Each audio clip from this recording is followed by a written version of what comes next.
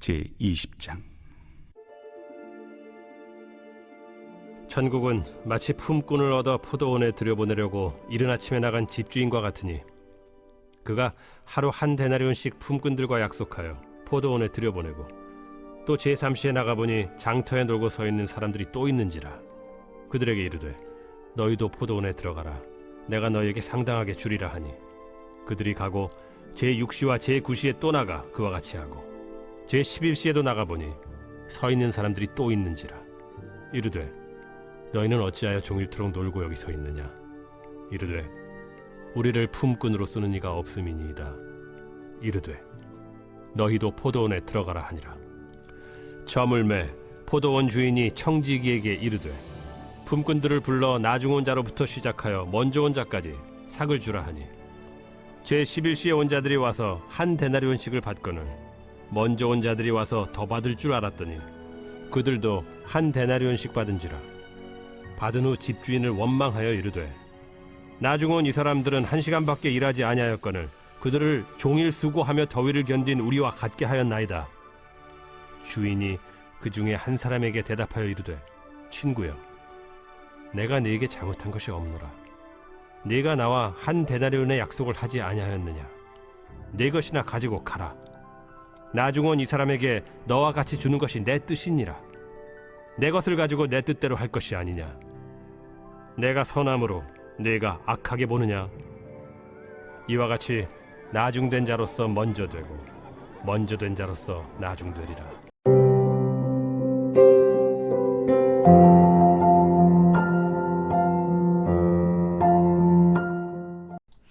여러분 반갑습니다. 오늘도 큐티로에는 기막힌 하루입니다. 본 말씀 마태복음 20장 1절부터 16절의 말씀입니다. 오늘 예수님은 말씀을 통해서 천국은 이런 곳이다 라고 말씀해 주십니다. 자, 그렇다면 하나님의 나라 천국은 어떤 곳입니까? 먼저 첫 번째로 천국은 오직 하나님의 은혜로 들어가는 곳입니다. 자, 오늘 본문의 1절 이하의 말씀에서 예수님은 한 포도원 주인의 이야기를 들려주십니다. 포도원을 경영하는 한 주인이 이른 시간에 장터에 나가서 일자리를 구하러 나온 사람을 보고 하루 한 데나리온의 품삯을 약속하고 포도원에 들여보냈습니다. 자, 그런데 이 주인이 좀 이상합니다.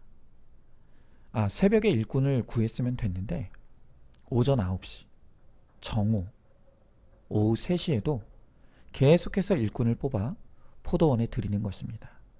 심지어 6시에 일이 끝나는데 오후 5시가 되어서도 일꾼을 또 뽑아서 포도원에 들여보냈습니다. 좀 이상하지만 뭐 그럴 수 있죠. 농사를 짓다 보면 때를 놓치면 안 되기 때문에 1시간의 노동력이라도 얻으려고 그럴 수도 있습니다. 그런데 이상한 것은 그 다음입니다. 이 주인이 하루 종일 일하는 사람과 오후 5시에 들어와서 일하는 사람에게 모두 똑같이 한 데나리온의 품삯을 주더라는 것입니다. 여러분 생각해 보십시오. 1시간만 일한 사람은 1시간만큼의 시급만 주면 되는 것 아니겠습니까? 그런데 어찌 된 일인지 이 주인은 하루 일당을 오로지 1시간을 일한 사람에게 다 주는 것입니다. 왜 이럴까요? 왜 이 주인은 이해 못할 행동을 하는 것입니까?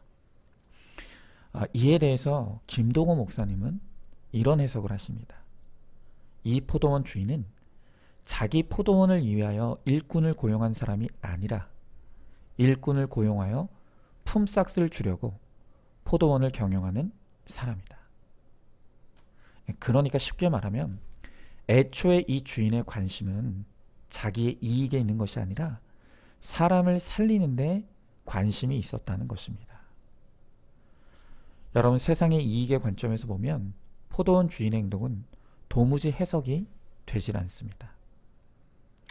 여러분 이 세상은 철저히 이익의 논리가 지배하는 세상입니다. 이 세상의 모든 집단, 정부도 또 직장도 심지어 가정도 사실 따지고 보면 다 자기 이익을 위해서 모인 이익 집단입니다. 그래서 나의 이익을 위해서라면 다른 사람을 수단화하고 도구화하는 것을 마다하지 않죠. 그러나 이 주인은 달랐습니다. 이 포도원 주인에게는 포도원이 도구이고 수단입니다. 그리고 이 주인의 진짜 목적은 포도원을 이용해서 사람을 고용하고 그들에게 품삯을 주어서 먹고 살 수 있게 해주는 것이 바로 이 주인의 진짜 목적이었던 것입니다. 바로 이 관점에서 주인의 행동을 해석해야 비로소 그 의미가 이해가 되는 것입니다. 여러분, 이 포도원 주인이 누굴 상징하겠습니까? 그렇죠? 하나님이십니다. 여러분, 하나님의 관심이 어디에 있다는 것이죠? 바로 사람입니다. 특별히 오늘도 세상에서 방황하고 길을 잃어버린 그 한 영혼을 구원하는 것이 하나님의 유일한 관심입니다. 하나님께는 한 영혼의 가치가 온 천하보다도 더 귀하다고 성경은 그렇게 가르쳐주고 있습니다. 그래서 하나님께는 어떤 것을 희생하고 손해를 보는 한이 있더라도 그것을 통해 한 영혼을 구원하는 것을 조금도 아깝게 여기지 않으시는 분이 바로 우리 하나님이십니다. 여러분, 바로 그러한 하나님의 마음이 가장 잘 나타난 곳이 바로 십자가 아니겠습니까? 하나님은 죄인인 우리의 영혼을 사시기 위해서 그 아들의 피를 값으로 치르셨습니다. 그럼에도 불구하고 하나님은 그것을 전혀 아까워하지 않으셨고 손해로 여기시지도 않았습니다. 그게 바로 하나님 아버지의 마음이라는 것입니다. 여러분, 예수님도 똑같습니다. 예수님도 영혼 구원을 위해 손해를 보는 적용을 명령하십니다. 마태복음에 보면 예수님이 친히 오른뺨을 치거든 왼편도 돌려대고 속옷을 뺏으려는 자에게 겉옷을 내어주고 오리를 가게 하거든 십리를 동행하라 라고 하십니다. 여러분, 이런 행동이 이 이익의 논리로 보면 가당키나 한 것입니다. 가당키나 한 것입니까? 우리는 왼편은커녕 오른편 뺨도 될 수 없습니다. 겉옷은커녕 속옷도 줄 수 없습니다. 심리는커녕 오리도 같이 가질 수 없는 것이 우리입니다. 여러분, 그러나 천국은 한 영혼의 가치가 천하보다 귀한 것을 아는 나라입니다. 그래서 한 영혼의 구원을 위해서라면 어떤 대가를 치르더라도 그것이 결코 손해가 아닌 것이 바로 하나님 나라의 논리라는 것입니다. 여러분, 교회도 마찬가지죠. 교회를 경제적인 관점으로만 보면 교회는 고투자, 저수익의 사업입니다. 생각해 보십시오. 우리가 한 사람을 전도하기 위해 얼마나 많은 재정을 쏟아붓습니까? 또 생면부지의 다른 민족 선교를 위해 얼마나 많은 선교비를 보내고 있습니까? 그러나 그런 투자에도 불구하고 한 사람을 전도하고 구원하는 것이 정말 쉽지 않습니다. 여러분, 만약 교회가 세상 기업이었다면 그 누구도 이런 기업에는 투자하지 않을 것입니다. 여러분, 그러나 어찌된 일인지 하나님 나라의 백성인 성도들은 이런 교회에 최선을 다해서 헌금을 드립니다. 그리고 그 헌금이 전도와 구제와 선교에 쓰이는 것을 기뻐합니다. 왜 그렇습니까? 왜냐하면 한 영혼을 위한 투자는 그 어떤 값을 치르더라도 아까운 것이 아니라는 것을 알고 깨닫기 때문입니다. 여러분, 우리 개인도 마찬가지입니다.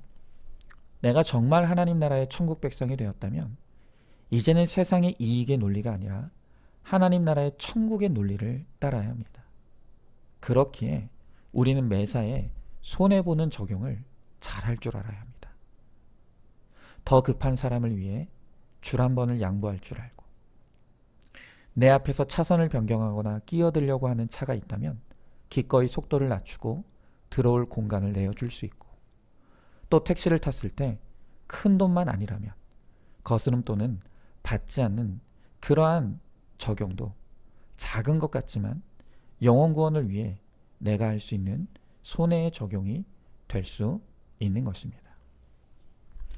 바로 이런 작은 손해들이 모여서 영혼 구원의 열매가 맺어지는 것입니다.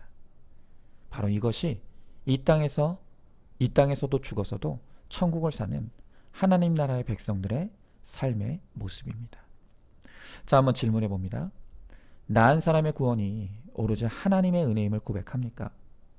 또 나의 구원을 위해 수고와 희생과 손해를 감수한 사람이 누구라고 생각하십니까? 내가 구원을 위해 구체적으로 치러야 될 손해보는 적용이 무엇인지를 생각하고 그 적용을 이루시기 바랍니다. 자, 두 번째로 자기 의와 생색으로는 천국에 들어가지 못합니다. 자, 오늘 8절부터 11절의 말씀에서 이제 일이 다 마쳐지고 주인이 일꾼에게 품삯을 나눠주기 시작합니다. 자, 그런데 먼저 온 자들이 가만히 보니까 일찍 온 자신이나 또 1시간 전에 온 사람이나 똑같이 한 데나리온을 받는 것을 보게 되었습니다. 자, 그러자 먼저 들어온 자들이 어떻게 더 많이 일한 자신들과 1시간밖에 일하지 않은 자를 똑같이 대여할 수 있느냐며 원망과 불평을 쏟아냅니다. 자, 여러분, 어떻게 보면 먼저 온 자들의 이런 불평이 맞는 이야기처럼 들릴 수도 있습니다. 그런데 여기에서 먼저 온 자들이 간구하는 것이 하나 있습니다. 그것은 이 주인은 애시당초 일꾼이 필요 없었다는 사실입니다. 이 주인은 굳이 포도원을 일구지 않아도 얼마든지 먹고 살 수 있는 풍족한 사람이었습니다. 그래서 그는 포도원을 경영할 필요도 없고 일꾼을 고용할 이유도 없었습니다. 그럼에도 불구하고 포도원을 가꾸고 일꾼을 부른 이유는 자신의 이익을 위한 것이 아니라 이 일꾼들에게 임금을 주고 그들이 먹고 살 수 있게 도와주기 위한 것이라고 말씀드렸습니다. 여러분, 만약에 포도원 주인이 이들을 불러주지 않았다면 이들은 하루 종일 일 없이 빈둥거리다가 굶주렸을 것이고 어쩌면 죽었을 수도 있습니다. 여러분, 이런 사람들을 불러다가 일을 시켜주고 품삯을 주었더니 이제 주인의 은혜는 당연한 것이 되었고 자신이 더 많은 일을 했다고 생색내고 자기 공로를 주장하면서 원망과 불평을 쏟아내는 것입니다.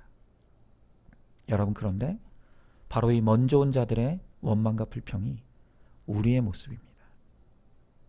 하나님께서 죽어 마땅한 나 같은 죄인을 구원해 주신 것만으로도 우리는 평생 감사해도 모자랄 사람들입니다. 여러분, 우리가 무슨 헌신을 하고 봉사를 한들 그것이 하나님의 은혜에 조금이라도 보답이 될 수가 있겠습니까? 우리는 내 죽음을 바쳐서도 나를 구원하신 하나님의 은혜에 갚을 수가 없습니다. 그런데 우리가 어느새 오래 신앙생활을 하다 보니까 우리의 주제를 잊어버리고 어느새 내가 하는 일이 다 생색과 공로가 되어서 감히 하나님께 내가 한 일에 대한 보상을 요구하는 것입니다. 그리고 그러한 보상이 들어오지 않으면 하나님을 향해 원망과 불평을 쏟아내는 것이죠. 여러분, 이런 보상과 생색을 앞세우는 사람들이 교회 안에 목사가 되고 장로가 되고 권사가 되고 집사가 되니 서로 내가 더 수고했다고 하면서 싸우는 통에 교회가 천국이 아니라 지옥이 되는 것을 우리가 얼마나 많이 봅니까? 그러나 오늘 주님은 천국은 자기 의와 공로와 생색을 주장하는 사람들이 절대로 들어갈 수 없는 곳이다라고 가르쳐 줍니다. 오직 천국은 마지막 순간까지 하나님의 은혜를 잊지 아니하고 오직 하나님의 은혜만을 고백하는 사람들이 가는 곳, 바로 그것이 천국이라는 것입니다. 제가 몇 번 드렸던 예화지만 우리가 다시 한번 새겨야 될 이야기기에 한 번 더 들려드리길 원합니다. 한평생 교회에서 신앙생활 열심히 하던 한 사람이 죽었습니다. 그리고 천국문 앞에 섰습니다. 천국문 앞에 서니 한 천사가 서 있는데 이 천사가 말하기를 당신이 천국문 안으로 들어가려면 1000점을 받아야 합니다. 그렇지 않으면 천국문을 통과할 수 없습니다. 라고 말합니다. 이 사람은 속으로 내가 살면서 했던 일들을 다 말하면 1000점쯤이야 당연히 받을 수 있을 것이라고 자신만만하게 생각했습니다. 자, 이제 천사가 말합니다. 자, 점수에 보탬이 될 수 있는 일들을 한번 말해 보십시오. 그러자 이 사람이 대답합니다. 전 선교기관에서 30년이나 일하면서 많은 선교사들을 세계 각국에 파송했습니다. 주님이 제일 기뻐하시는 일이 선교라고 생각했기 때문입니다. 그리고 엄청나게 선교 헌금도 많이 했습니다. 아, 정말 잘하셨군요. 좋습니다. 1점입니다. 아, 1점이요? 그것밖에 안 됩니까? 그럼 또 말하죠. 저는 40년간 가정이 행복했습니다. 그리고 아이들도 잘 길러서 목사, 교수, 의사, 판사들이 많습니다. 그들은 하나님의 일을 많이 하고 있습니다. 또 천사가 대답합니다. 정말 당신은 소문대로 훌륭한 사람이네요. 좋습니다. 2점을 드리겠습니다. 이 사람이 깜짝 놀랍니다. 2점이요? 점수가 그것밖에 안 됩니까? 자, 그때부터 이 사람은 조바심이 나고 식은땀을 흘리기 시작했습니다. 1000점이 쉬울 줄 알았는데 아직도 너무 먼 것입니다. 그러자 이 사람은 다시 말을 이어갑니다. 저는 60년 동안 예배에 한 번도 빠진 적이 없습니다. 새벽기도, 전도, 성경 공부 등 교회에서 하는 일이라면 무조건 참여했습니다. 그러자 천사는 대답합니다. 좋습니다. 1점 드리겠습니다. 이 사람은 자신이 한평생 행한 일을 모두 다 동원했는데도 4점밖에 안 되는 것을 보면서 좌절했습니다. 그리고 울음을 터뜨리며 이렇게 말했습니다. 저는 더 이상 자랑할 것이 없습니다. 제발 저를 용서해 주십시오. 예수님 한 번만 만나게 해주십시오. 나를 구원해 주실 분은 오직 예수님밖에 없습니다. 그러자 천사가 말합니다. 자, 이제 당신은 1000점을 얻었습니다. 드디어 천국에 들어가도 좋습니다. 여러분, 그렇습니다. 천국은 행함으로 들어가는 것이 아니라 믿음으로 들어가는 것입니다. 우리가 좋은 일을 많이 했다고 천국에 들어가는 것이 아니라 예수 그리스도를 우리의 구원자와 주인으로 고백함으로 천국에 들어가는 것입니다. 우리가 행하는 모든 일은 내가 하나님의 은혜로 구원받았기에 감사하는 마음으로, 보답하는 마음으로 하는 작은 일에 불과합니다. 그런데 여러분은 어떻습니까? 혹시 오늘 이 말씀을 듣는 여러분들 가운데 지금 내가 하는 봉사와 생색에 원망과 불평이 올라오고 있지 않습니까? 내가 이제껏 가정을 위해서 했던 모든 희생과 헌신에 대해서 원망과 불평이 올라오고 있지 않습니까? 자꾸 생색과 공로의식이 차오르고 있지 않습니까? 여러분, 그렇다면 정말 심각하게 내가 받은 값을 매길 수 없는 구원의 감격과 감사는 다 사라지고 세상 욕심과 야망만 충만한 건 아닌지 돌아보고 회개해야 합니다. 그렇지 않으면 우리 앞에 있는 그 천국 문이 열리지 않는다고 합니다. 천국은 오로지 모든 것이 하나님의 은혜임을 고백하는 사람, 평생 그 은혜에 대한 감사와 감격이 사라지지 않는 사람, 그렇기에 내가 하는 모든 헌신과 봉사가 오로지 주의 은혜의 보답일 뿐임을 겸손히 고백하는 사람에게만 바로 천국 문이 열린다고 합니다.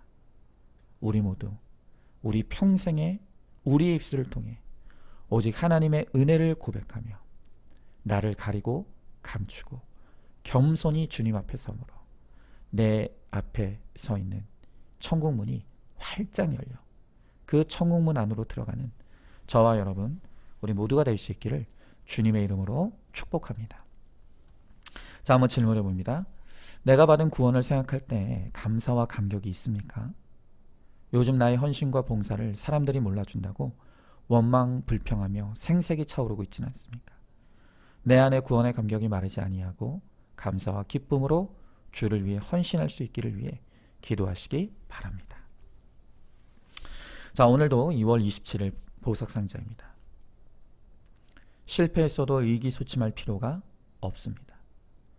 우리의 승리와 패배와 징계와 배반, 이 모든 것은 인생을 구성하는 한 요소에 불과하기 때문입니다.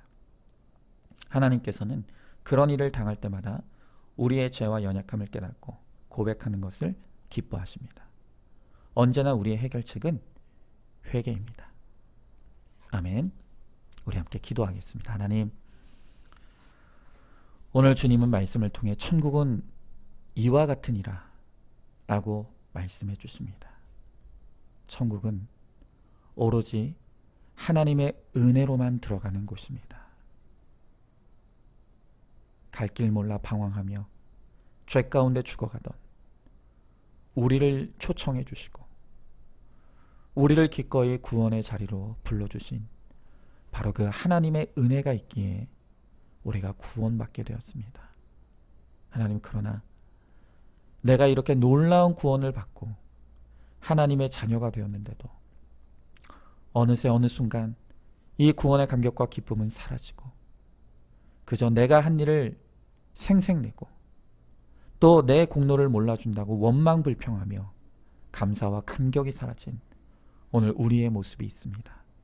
주님, 은혜로 시작했다가 원망불평으로 끝나는 어리석은 인생이 되지 않게 하시고 우리의 평생에 오직 나를 구원하신 하나님의 은혜를 고백하며 모든 것이 은혜임을 고백함으로 마지막 날 우리가 천국문 앞에 섰을 때 내 앞에 천국문이 활짝 열려 그 문 안으로 들어가 영생의 기쁨을 누리는 우리 모두가 될 수 있도록 우리 주님께서 함께하여 주시옵소서.